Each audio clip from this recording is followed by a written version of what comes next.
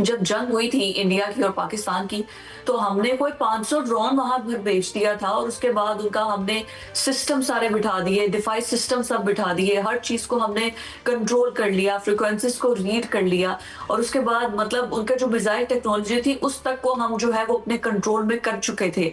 हम जो generation 5th generation warfare है इसमें हम चाहे वो अपने आप को आईटी का हब कहते हैं, लेकिन हम बहुत आगे थे। हमने उनके जो बिजली का निजाम था उस तक को कंट्रोल कर लिया, यहाँ तक कि उनके जो टीवी चैनल्स थे वहां पर पाक सरजमीन वो तराने चल रहे थे।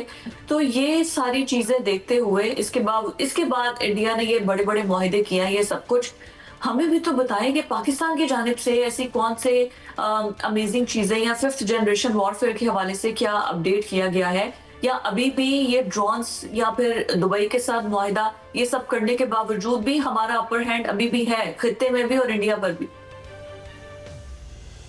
बहुत शुक्रिया फिजा और भट्ट साहब आपने इनवाइट किया।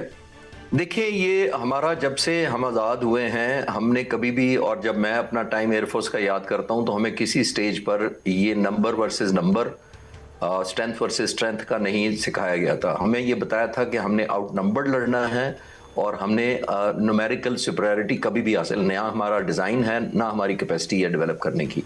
तो बहुत सारी चीज़ें टेंजिबल नहीं भी होती जिनको मेजर नहीं किया जा सकता, जिसका मतलब है एक मोटिवेशन होती है, एक जज्बा होता है, एक इंस्पिरेशन होती है, ट्रेनिंग होती है। तो ये सारी चीज़ें इंटीग्रेशन होती है। अब इसका कोई यार्ड स्टिक नहीं है कि अगर वो राफेल 36 ले लें तो हमारे पास तो उनसे आधे थे J-10C, तो उसका मतलब ये है कि अगर न्यूमेरिकल नंबर होती तो वो उनको आउटरफाउंड करना चाहिए था पाकिस्तान को। लेकिन ये वो एयरफोर्स है जिसके बाद तकरीबन 900 जहाज़ थे और अभी भी हैं, और चंद एक ग्राउंड हुए। MiG-21 सिर्फ 2 स्क्वाड उन्होंने ग्राउंड किए हैं, वो भी कोई 60-65 साल, और वही जहाज़ है जो फ्लाइंग कॉफिन जिसको विडो मेकर कहते थे। तो इसके अलावा उन्होंने कोई अभी तक इंडक्शन नहीं की। ये वही एयरफोर्स है जिसके बारे में CDS जो भी अनिल चौहान उनके रिटायर हुए हैं, उन्होंने सिंगापुर में एक इंटरव्यू में कहा था कि हमने 6 तारीख को कुछ गलतियां की 5-6 की रात को, फिर हमने टैक्टिक्स को रियलाइज किया, फिर हमने उनको इम्प्रूव किया। आपके प्रोग्राम में मैं कई दफा अर्ज कर चुका हूं कि पाकिस्तान जैसे मुल्क के साथ आप जंग लड़के और फिर शुरू करके इनिशिएटिव आपके पास हो, सरप्राइज आपके पास हो, लोकेशन आपके पास हो, 12:30 बजे रात आपने चुना टाइम, तो फिर आप अपने टैक्टिक्स इंप्रूव करने में लग जाते हैं हमें हमला करने के बाद। ये कैसी एयरफोर्स है? पहली बात तो ये है। उसकी वजह ये है कि अभी भी मैं कहूंगा, आपके फोकस करता हूं मैं आपके सवाल पर, हम कभी भी देखिए आउट नंबर नहीं कर सकेंगे। हम ये नहीं करते कि उन्होंने एक स्क्वाड ले लिया राफेल का और ले लिया, हम भी एक स्क्वाड J-10 का ले लेंगे, उन्होंने 4 स्क्वाड ले लिया हम 4 ले लेंगे, तो ऐसा नहीं होता। हम इंटेंजिबल फैक्टर से, जो मैं थोड़ी देर पहले अर्ज किया, उनसे मुकाबला करते हैं और उस गैप को प्लग करते हैं, क्योंकि हमारी कॉज हमेशा जस्टिफाइड होती है। जब भी हम लड़े हैं हमारी वॉर इसलिए जस्टिफाइड होती है, जब वॉर जस्टिफाइड होती है अल्हम्दुलिल्लाह आपने देखा मई 2025 में परफॉर्मेंस भी जस्टिफाइड थी। तो नंबर नहीं मैच अभी भी नहीं कर रहे हम, अभी भी टेक्नोलॉजिकल एडवांसमेंट पर बहुत सा काम हो रहा है। हमने जो चैलेंजेस पिछले मई में फेस किए थे 2025 में, आपने देखा कुछ उनके ड्रोन्स और वेपन्स पाकिस्तान के अंदर पेनिट्रेट कर पाए थे, उसकी डिटेल्स अभी मैं नहीं शेयर कर सकता, लेकिन मैं ये बता सकता हूं कि हमने बहुत ज्यादा उस पर वर्किंग हो रही है और अपने चैलेंजेस को ओवरकम किया जा रहा है। नेक्स्ट टाइम इंशाल्लाह हिंदुस्तान को ऐसा मौका भी नहीं मिलेगा। बट साहब, ये जो चिश्ती साहब बात कर रहे हैं, ये तो टेंजिबल नंबर्स और ये सब कुछ न्यूमेरिक पावर जाहिर है वो हमसे ज्यादा है। जो जिस तरीके से इंडियन मीडिया को आप फॉलो कर रहे होते हैं, मैं भी कर रही होती हूँ, वहां पर तो वॉरफेयर और अभी तक वो एक लड़ाई पूरे का पूरा सिस्टम चल रहा होता है। बल्कि वो तो फील्ड मार्शल आसिम मुनीर के बारे में जो जो बातें कर रहे होते हैं, जिस तरीके से वो एक इमेज एक सारा पोर्ट्रे कर रहे होते हैं, खैर उनकी क्या ही बात करनी, वो है स्टूपिड किस्म के लोग।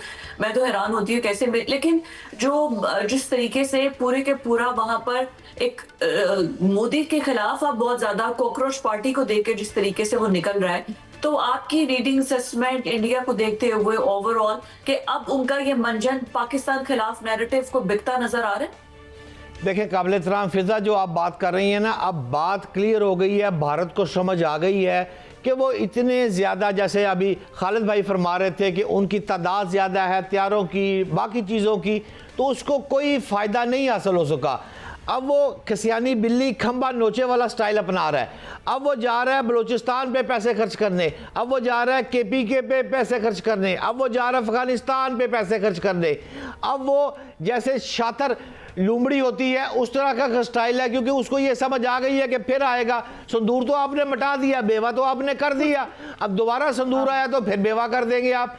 लिहाजा उसका एक ही हल है कि 2 कदम पीछे हटकर एक मुक्का मारने की एक साजिश वो कर सकता है। अटैक मेरा ख्याल है कि अब आने वाले चंद सालों में नहीं होगा। और यही बात मैं खालिद भाई आपसे भी जानना चाहता हूँ कि कौम इस वक्त थोड़ी सी परेशान है अफ़गानिस्तान के हवाले से, कि अफ़गानिस्तान में हमारी जो मामला चल रहे हैं उनको सख्ती डे बाय डे आती जा रही है। तकरीबन 8 माह हो गए हैं और ये वही अफ़गानिस्तान है जब इनको रशिया मारा करता था तो आप जेट फाइटर त्यारे पर बैठकर इनको बचाया करते थे। अगर मैं गलत नहीं हूं तो इस बात की भी तस्दीक कीजिएगा। और दूसरा सवाल मेरा आपसे ये है कि बगराम एयरबेस पर अब सारी बात आके अड़ गई है। अमेरिका नेटो का जो छोड़ा हुआ अरबों डॉलर का असला है वो तो जो मुआहदा हो रहा है अफगानिस्तान का रशिया के साथ, और फिर वो उसने ऑफर अमेरिका को भी कर दी है और ट्रंप साहब खुद भी ये चाहते हैं कि वो बगराम एयरबेस पर वापस जाना चाहते हैं। मैं आपसे ये जानना चाहता हूँ कि मेरी आवाम जो थोड़ी सी परेशान है अफगानिस्तान के हवाले से, उसकी रहनुमाई फरमाएं कि अफगानिस्तान में रूस और अमेरिका की अगर बगराम एयरबेस पे वापसी होती है, वो जो चीज़ें हैं दोबारा ठीक करने की बातें होती हैं, अभी तक तो उनके पास तैयारी नहीं है, लेकिन अगर वो चीज़ें ठीक होती हैं तो मेरा पाकिस्तान, मेरी सिक्योरिटी, मेरे मफादात का तहफ़्फ़ुज़ पाकिस्तान हुकूमत कैसे कर रही है? जनाब मोहतरम खालिद साहब। बट साहब देखिए, पहली बात तो ये है कि जो अफगानिस्तान में हुकूमत है रूस के अलावा उसको कोई रिकग्नाइज नहीं करता।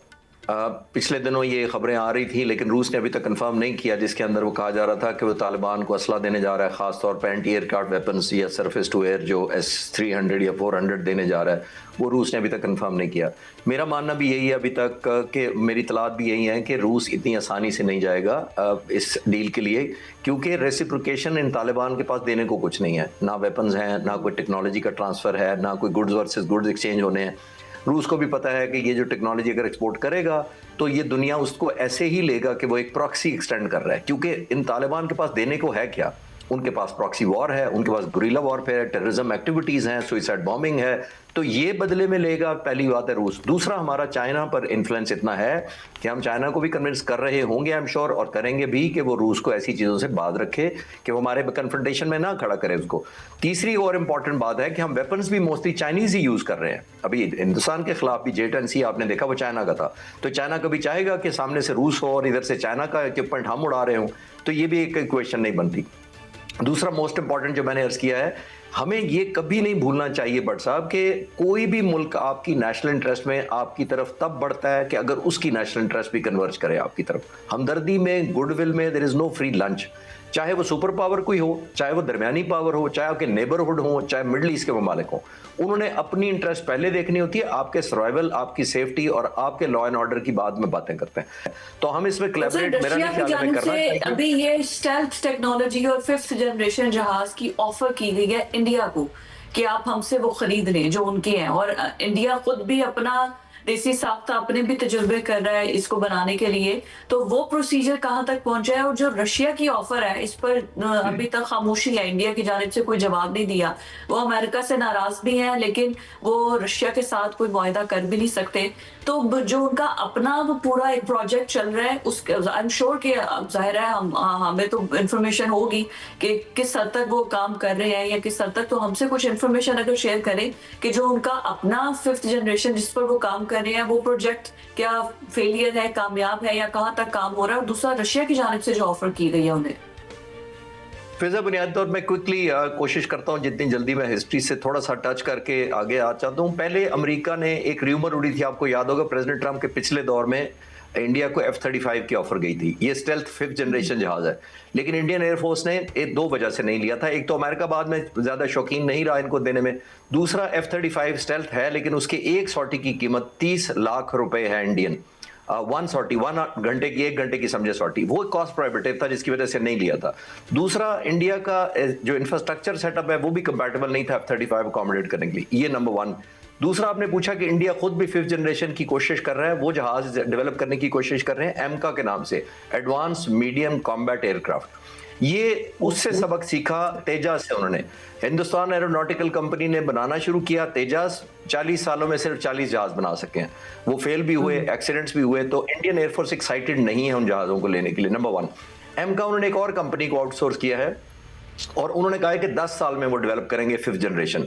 लेकिन अगर मैं ट्रैक रिकॉर्ड तेजास का देखूं तो 40 साल में उनसे अभी तक कामयाब नहीं हुआ, तो एमका का मुझे लग नहीं रहा कि कोई ऐसी पॉसिबल।